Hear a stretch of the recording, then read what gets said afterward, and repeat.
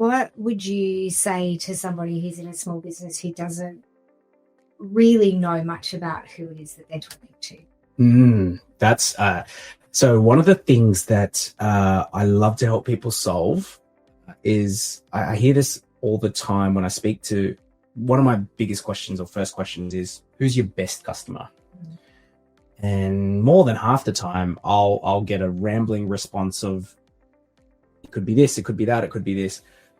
And, you know, I inevitably will respond and say, I haven't asked you who your total customers are. I've just asked you who's your best. Like, pick the best one out of that. And so I think people get worried that if you're going to target, that you're neglecting everything else, but absolutely not. You know, what I'm encouraging a business to do is say, a lot of the rest of this stuff will come to you the way it's been coming to you already. But if you're going to target, then pick your best, target that. Let's get you more of that.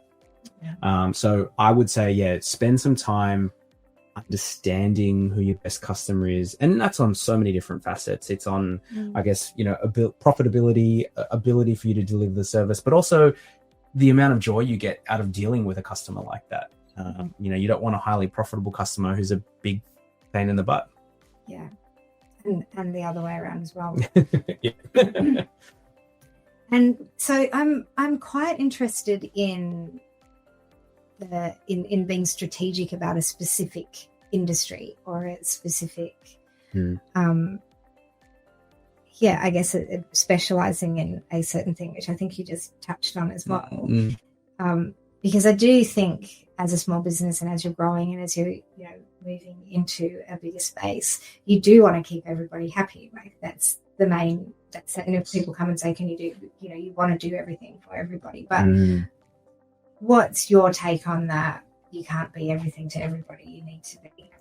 How do you talk about that? Yeah. One of the biggest words that I use a lot is around scalability. I'm huge on that for any of the clients that I work with, because for me, one of my biggest nightmares is if we were to ever start a campaign for a client and get them the right person in front of them, and then it sort of falls apart because they're unable, like, I don't have the time to service this client, or it's like, well, everything we've done was a bit wasted. And I feel bad for the client, but also it's just then not sustainable. Like, what did we invest in?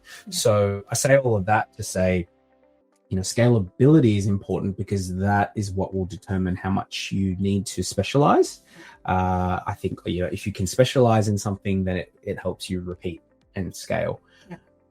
Having said that, we don't have a specific niche as a business. We don't have a specific industry that we service only, because our scalability comes in process. So if we have a certain process that we can follow completely independent of the industry that you're in, then that helps us scale.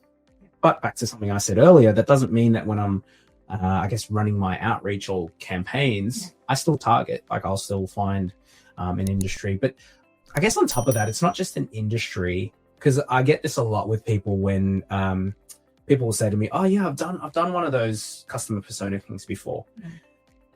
A lot of the time, people have done it purely on a demographic level and not on a psychological level.